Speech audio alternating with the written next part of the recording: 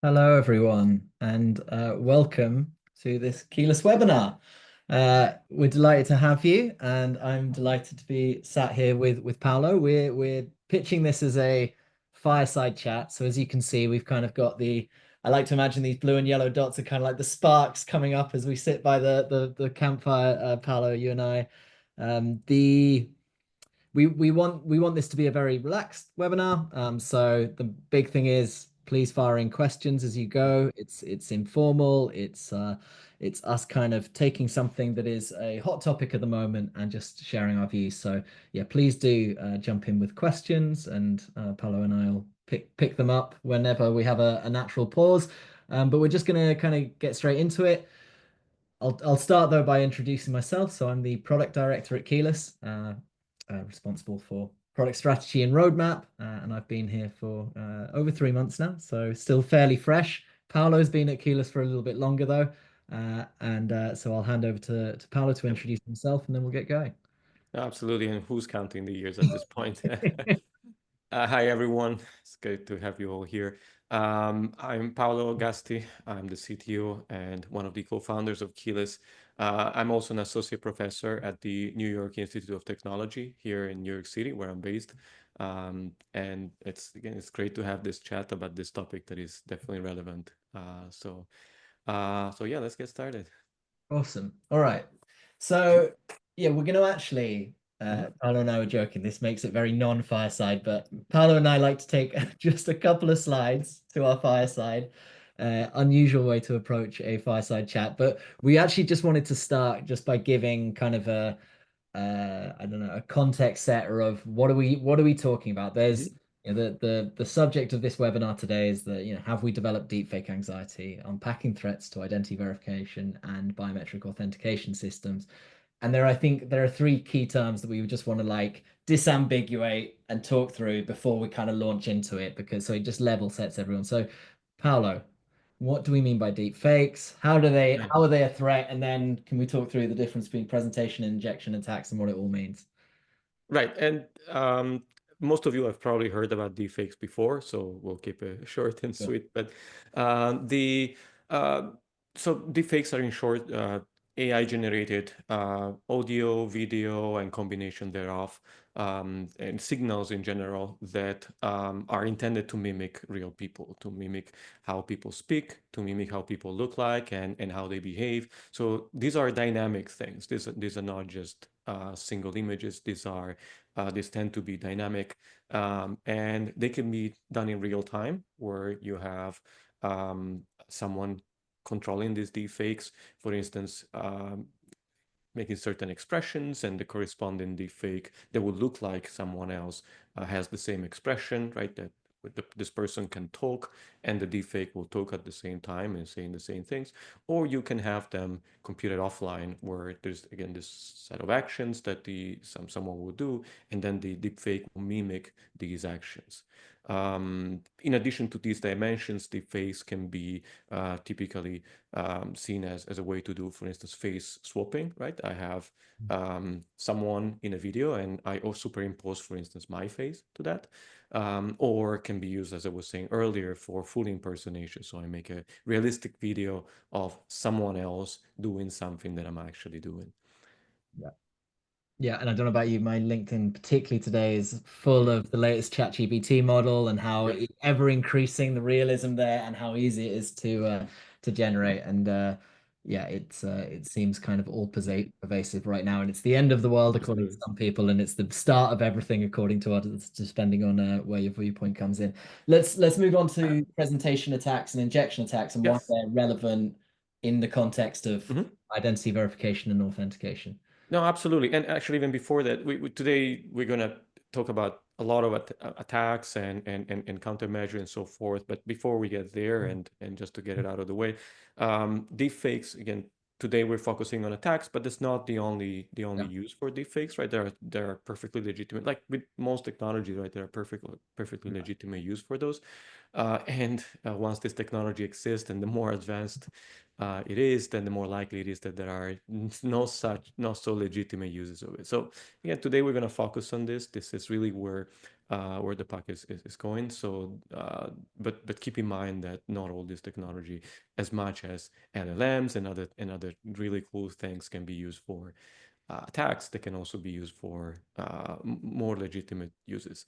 But back to the attacks. So presentation and injection attacks are two other types of attacks that are typically used, that are used against primarily biometric systems. So the idea of a presentation attack is that, yes, I have a biometric system. It could be face recognition, it could be fingerprint, it could be anything. And I have some artifacts that can be used to authenticate as someone else.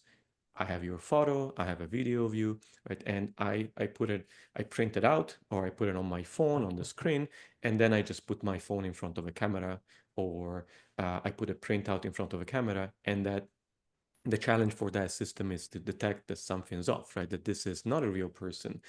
This is actually some kind of artifact that mimics that person. So that's for presentation attacks. Um, if you want to go one level deeper than that, that's where you find injection attacks, where instead of putting this photo, this video in front of a camera, instead of presenting them with some device or some printout, but you're actually bypassing the camera or whatever sensor is being used entirely. So now you're injecting these frames directly for face recognition. You're injecting a capture of a fingerprint for a fingerprint-based system. So this is a very sophisticated type of attack compared to a presentation attack, where with presentation attack, all you need is just a printout or a phone, right? Some very simple devices. Of course, they can get arbitrarily complex, but at the very basic, you can have a very simple device to deliver a presentation attack. With injection attacks, we're really starting at a more sophisticated level. Right now, you have to compromise a device. You have to be able to inject frames in that device without, again, any of the possible countermeasures, noticing that. So very sophisticated type of attack, and as a result, also potentially much more impactful, more effective. Yeah. And like, I think we can move on from this fairly quickly, but I think the just to Mhm. make it clear, like the reason I think it was important to spell this out is it's not just a deep fake, right? It's what you then go Right. do with it, right? Absolutely. And what you then do with it, sometimes that presents a big problem or a big challenge, I should say, to biometric and Mhm. authentication and identity verification. Sometimes it doesn't so much, and I think that's really like just to put that in everyone's mind beforehand. Um, Correct. And to your point, yeah, you can have a great deepfake, but you also yeah, need to have a way to present it to the system. And as yes, yeah, as you correctly pointed out, yeah. either through a presentation attack where you present this deepfake on, let's say, on a computer screen and put the phone in front of it to sample it as a real face, or you inject it directly. So yes, that's absolutely. Totally, totally. And that kind of moves on to what we wanted to Hmm. do next, which is like Hmm. it's the context that I think is often missing in the kind of swirl around this debate is you see the again LinkedIn timeline world, you see the video of like, look how easy and cheap it was to generate this deep fake. But my thought is always then, what are they going to do with it, right? Like because that's not the end of the journey. That's kind of Right. well, and increasingly, I guess a way Hmm. to frame this is increasingly that's the very easy bit, right? That's what we're seeing is that bit is easy, but what you Right. can do with it is still the kind of interesting part for us as the kind of Absolutely. defense mechanism and for the attackers. Absolutely, and on the getting easy, it's as like with all technologies, getting easier and easier, Yeah. creating these deepfakes, right? Mm. You've seen more tools that are out there to create deepfakes. You see something that is like with all technology, with most technology at least, it's a democratization really of these techniques, right? First, it's something that you see in some research paper, then you see some toolkits out there, and now it's everything. Everyone can do it, right? So Mhm. this to some extent drives what you were saying. That is now my LinkedIn feed is full of these of these deep fakes and but yeah, you also made a very interesting point on once you have them, what you do with that, and is that the easy part or is that the hard part? To that, I feel like the balance has shifted to some extent, but injecting them, presenting them is a more traditional type of attack. It existed way before Mm. deepfakes, and at the beginning, deepfakes were the hard part, right? Now maybe there's a shift. Now maybe the shift is that creating a deepfake is not that hard, but Mhm. then delivering it can be hard depending on the system. So yeah, that's definitely a good observation. Yeah.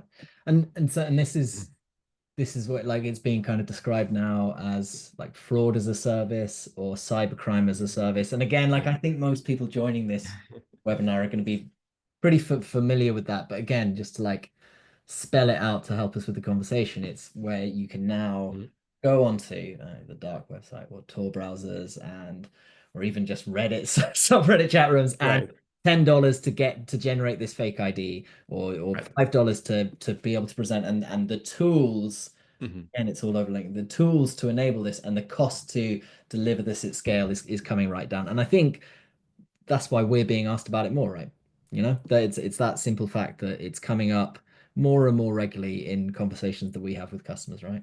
No, absolutely. And to the point that we've seen this making the news also Mm. in terms of the recent frauds on hiring scams, right?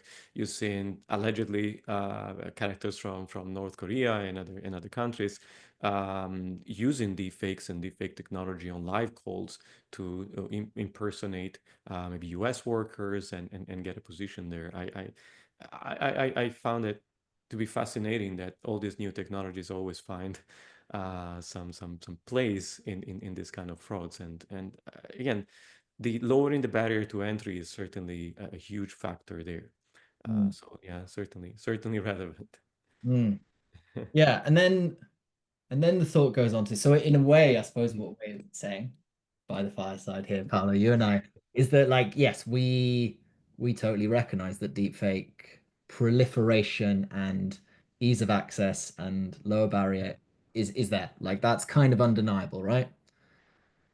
Absolutely, absolutely. And again, not only it's getting easier, but also the quality of these Yeah. is getting higher, right? We were seeing that there's a lot of very interesting new techniques that are out there in terms of ways to generate machine learning, deep learning, ways to generate these deepfakes. And with each new generation, with each new improvement, it gets harder and harder to notice these. So the threat is definitely real. Yeah. Perfect. All right. And then so then this leads us to then answer the question of how Mhm. worried we should be. And I think that's where I want to move to next. And like Mhm. let's just go with that. Like where do you sit, Paolo? And like how big is the threat? How concerned should we be as an industry? Let's sort of frame it that way. Yeah, no, absolutely. That's a great question. And the way I look at this is that the not only quality is a factor, right? Better deepfakes, harder to identify deepfakes are certainly a factor, but what is really a factor to me is the scale. Mhm. The by making this simpler, it's possible to it makes it lowers by lowering the barrier to entry. Now deepfakes start to show up in areas where until recently it really didn't make financial sense. It really didn't. You needed expertise that didn't justify it didn't justify the attacks per se. So scale is certainly an important aspect. But again the fundamentals of the fraud haven't really shifted, right? The volume might have, but the fundamentals haven't, right? Totally, totally. Hmm. And Hmm. that's kind of the point I was making earlier when Hmm. I think what's interesting is like it makes great content now for like people who write about Yes. identity and write about fraud and I got no problem with that. Like it makes for a Mhm. great demo when you kind of see check it out like and the video shows how quickly it's all happening and that Yes. that generates kind of interest and Mhm. intrigue. There's been kind of lots of chatter Mhm. on document verification dead like document scanning because look how Mhm. easy it is to make this fake ID. um, Mhm. and my thought always goes Mhm. to this point I made before, which is like doing that was something that we have been defending against as an Yeah. industry. So, I've been in kind of the identity product space for 10 years and like Mhm. yeah, fake IDs have been a Mhm. problem the entire Yes. time. And the attacks have been a problem the entire time. And so the fact that you can make it cheaper, Mhm. it still doesn't, for me, change the battle lines so much. But is that naive? Like, is that No, that's a great point. And a way to look at this is it because of the volume also of how this is reported, it becomes harder and harder to distinguish what we should be worrying about and what is noise, right? Yeah, Um, is the fact that I'm getting 10x the volume of articles and demos and cool videos on deepfakes in my feed, is it an indication that this attack is now 10 times more quote problematic? I would argue no, not necessarily. Clearly, again, this is becoming an easier attack to implement, and therefore that has an impact. But maybe in a way, this needs to be analyzed, and this type of attack needs to be contextualized based on really where they've been applied and what countermeasure exist. For instance, as you correctly pointed out, countermeasures for attacks that existed before deepfakes are still perfectly Mm. valid today. Yeah, Just because we have deepfakes, it doesn't mean that all existing countermeasures, everything that we've developed so far is no longer valid, right? And this goes back to the fundamentals, right? Yes, the volumes might have changed, but anything that you would have used in the past, such as multiple factors, fallback strategies, and so forth, they're still perfectly relevant. And some of these things might have to be updated for deepfakes. Some of these things might need to be adjusted, but the whole a solid, if you have solid foundations in terms of security in your product, you don't have to rethink the entire product. It's something where um, tweaks rather than entire replacement is really where you want to aim. You want to build on what you have, I would argue. totally, totally. And like, yeah, in fact, like it's almost like it sort of reinforces some of like the core fundamentals that we've had in identity and security for a long time, which is Mhm. like never trust one single layer, you know? Absolutely. And it just becomes even more true because it's the Mhm. proliferation of deepfakes, like we shouldn't ever trust just one thing to be perfect. Exactly. And so we should double down on that idea that you need to Mhm. think about what is your second factor, what is your third factor, Exactly. and what happens when one of those could fail. And uh, the way, and this is where marketing will tell me off if I try and bang the drum for kilos too much, but like one of the things that we have Yes. inherent in the way we do things that means that I'm still sleeping fairly well at night is we pair with the device, right? We're bound to the device, and like I think it would be worth Pal talking through how we do it, just as an example. There's lots of good strategies out there of Absolutely. like, yeah, No, absolutely, and this is very relevant because I yeah, mean, as we design the keyless system, definitely this was a threat that was in our mm, mind, that therefore a lot of the underlying decision were around that. So our direction, let's say, the way we think this type of attack should be addressed is precisely what you said, yeah, multi-factor by design, right? yeah, So something that a system that can provide multiple independent ways to verify a user, but at the same time also making sure that uh, these ways are as invisible, as transparent as possible to the user. So um, I would ideally, I'd like to use a system where I don't even know that all these checks are happening in the background, right? mm, This starts from authenticating the device, right? yeah, As I said earlier, um, once you have these deepfakes, you also have to deliver them, whether it's through an yeah, injection attack where you bypass the sensor, or a presentation attack where you put some video in front of the camera. Either way, if there is a specific device that is expected from the user, and that we're going to accept this data only from that device, now you're really raising the bar. If scale was the reason to go with deepfakes, this first step really counteracts that, because now I can't pretend to be you on my phone, right? yeah. So, And I'm gonna try and like spell that out in real layman's term, which mhm, is like if your system allows basically for me to come up and present a deep fake of Paolo Gasti, of your face in absolutely. front of the camera, either by the injection attack or the presentation attack that we talked about before, Mhm. like I now have a better chance of not only pretending to be Paolo Gasti with a phone in whichever one of those attacks I'm choosing, but I can do that lots of times with lots of people. Exactly. So Broadfoot and all those people. Now, if the system is designed so that not Mhm. only do I have to have your face, but also have Yes. the device of each of that person, Mhm. the fact that it costs, where maybe it took me half a day and $100 before, and now it takes me 5 minutes and $5, kind of doesn't matter because I've still got to go around and steal all those people's Exactly. phones and then work out whose face belongs to those phones. And so Exactly. while we're doing that, and as much as AI is doing magical, wonderful things, how it can't really generate and capture all these devices in one go, and because they are physically away Exactly. from the thing, and that's how it's powerful, and Exactly. that's why we should be, I think, um, cognizant of the threat of deep fakes. But as long as the system is still strong, generally we should be in a good Mhm. place, or can be in a good place. Maybe I No, should. absolutely. And sometimes like a more traditional, maybe not as exciting as deepfake solution is often the right solution, like in this Yes. case, right?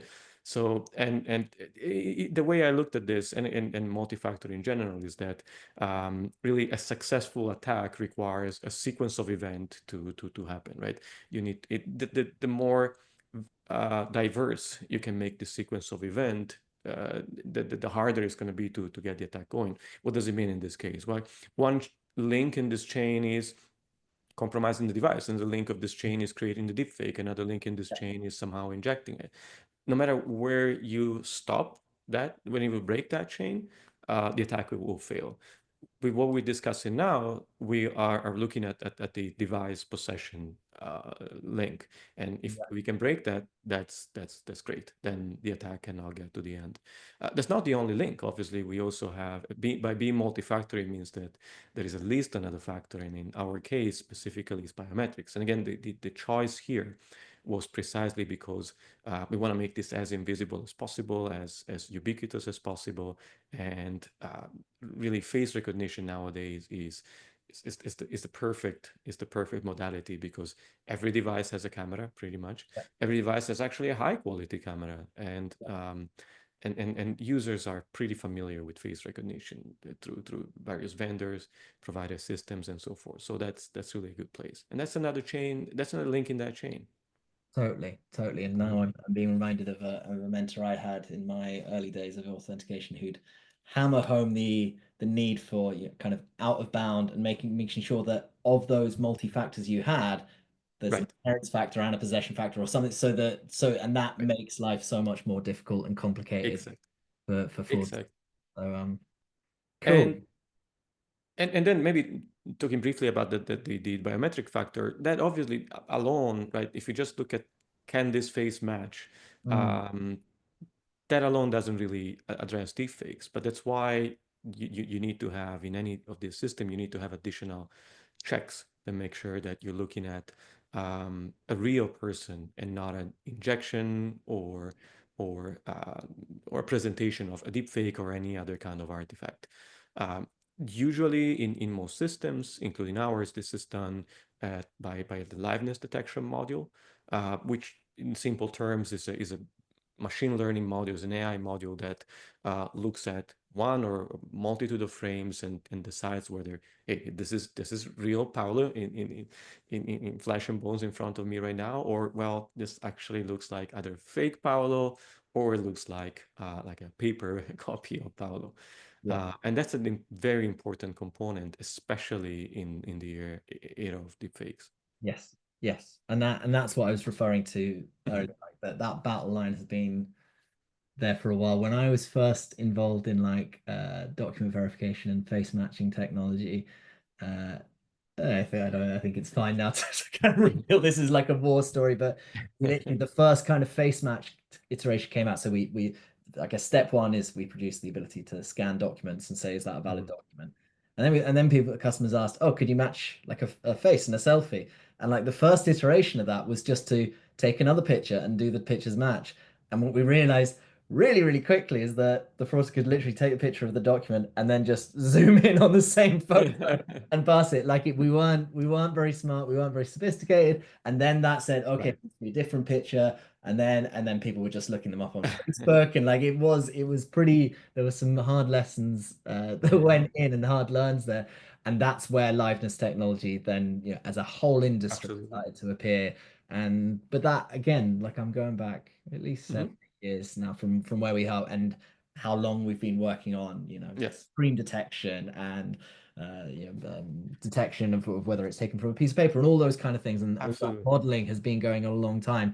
And okay, I'm repeating the point, but when I see the deepfake banner videos, it's like, but you're still going to have to beat us on that. Is my Yeah, thought. you have to beat us on all of them, right? You have to again get beat the device, beat the Yeah. liveness. And actually, there's a great question that just came up in the Mhm. chat that I'd like Yes. to address now. It's a great time.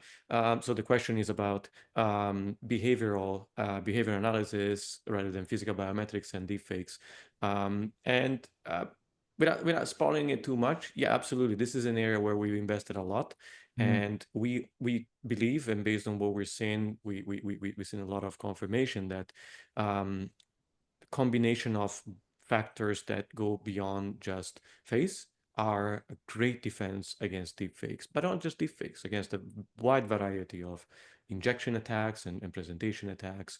Again, without spilling the beans, what Keyless has really invested on is looking at behavioral signals in real time as we are authenticating the user, and based on that signal trying to understand if something is a bit off, right? Hey, this doesn't look like how a person, like a real person, would behave. Hey, there's then discrepancies between what I'm seeing and what I'm feeling to some extent as the device.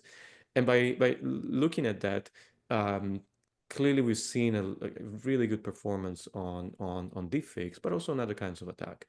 And the now, saying that, the question also asks whether behavioral signals are deepfake proof.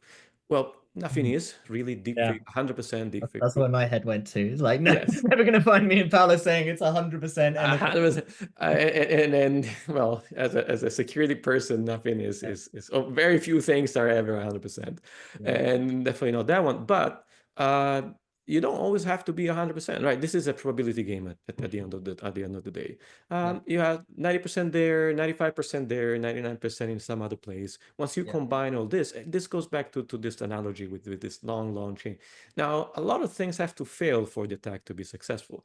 We Yeah. talked about device, we talked about phase. Now we talk about liveness based on frames. We are also talking about liveness based on other signals, right? So many things now have to fail that if you look at this as a probability games, well, you're not in a bad place. As a defender here, you're not in a bad place. Yeah. Something that's 99% bulletproof cut with the next link at 99% next to it, and Yep. then really getting those incredible gains. Yes. Yeah, one of the things I've just grabbed my passport from the drawer next to me. You can see it there. There you Like go. I did going to get back again in my the vault of my identity experiences. I once spent a day doing like document training, so like Mhm. understanding how someone looks at a Right. international passport and can tell whether it's a fake or not. And the number of security features in a passport, and I can't remember half of them, but like it's fascinating the way it's printed with lasers and the shape of the lasers and the hole it generates, and then Right. the watermarks and essentially what they're doing there is Mhm. they're saying by they can have all those techniques and do them at scale because they are printing Right. millions and millions of passports. But for a fraudster to develop every single one of those unique techniques that takes all that different skill, which no one can be bothered. And so if Right. as long as the person checking it knows what they're doing, it just becomes incredibly, incredibly Mhm. expensive to mimic all those steps. And it's the same thing that we try to do, Exactly. right? Is just have enough things that are hard enough and expensive enough to do to mean Exactly. that when one thing becomes a little bit cheaper, as deep fakes have become, they're still facing a long, long uphill struggle. Yeah, and this means that these attacks no longer scale, right? If scale was the main benefit of deepfakes, now this the complexity that you just described really cuts that completely. So that's Yeah, yeah. But mission thank you, accomplished, thank I you for would the say. question, and I agree with the premise that I think behavioral biometrics are strong deterrent still, Yes. and are well equipped to deal with Mhm. deep. Let's not say foolproof, but No, absolutely. And another factor for that is that not only the deepfakes are not as easy, but also the data to build those deepfakes is not as available as faces. I mean, my face is visible here and in probably 100 different web pages. yeah, My behavior maybe not as much.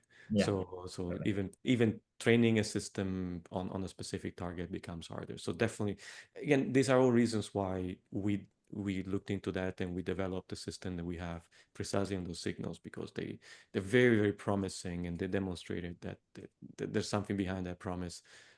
So we're very happy about that direction. Totally. All right, I'm gonna do one more call for any questions while we're still on. Mhm. Again, I've got my slide deck by the fireside. I never go to the fireside without without a couple of slides, but we did want to kind of Yes, we wanted to leave everyone with hopefully some a useful framework, a kind of some value to come out of it and takeaways, and we can share these, or these will be shared after the webinar as well.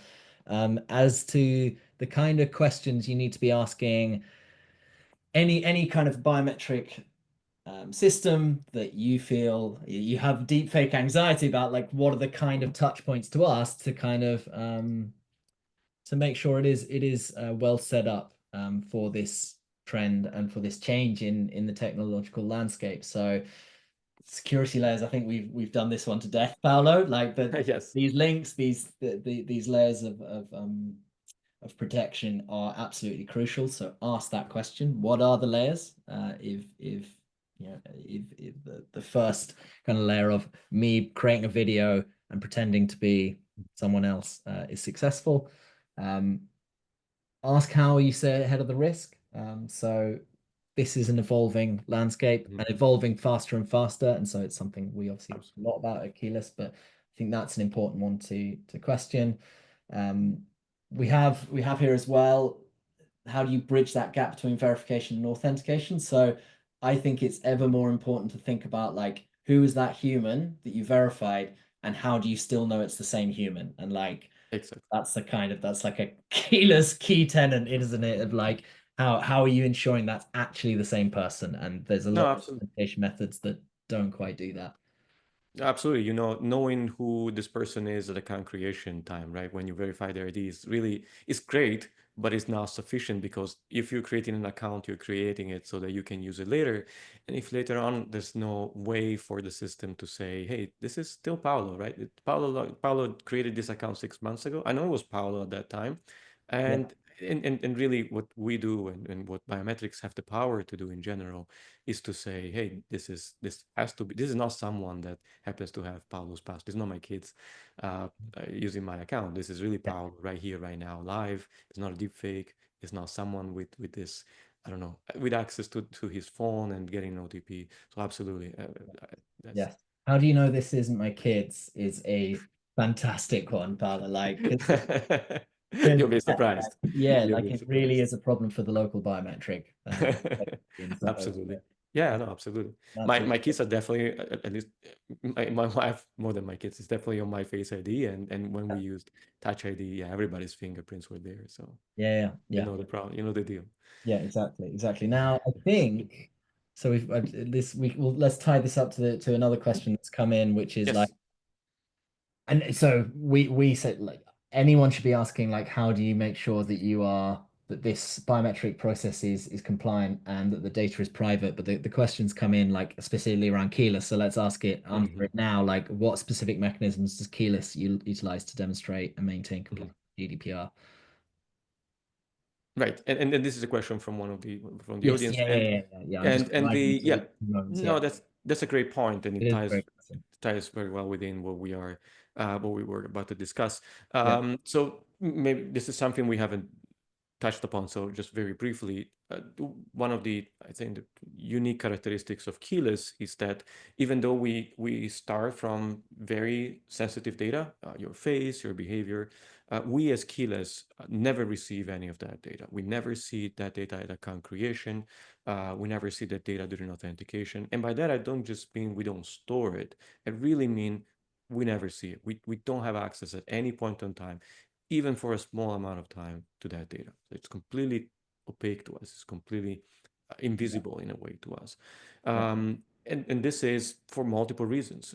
GDPR, GDPR compliance is certainly one of them, right? Where GDPR is very, very strict about biometric data, and um, having makes biometric data a huge liability for any provider. So yeah, not having that data is a huge competitive advantage.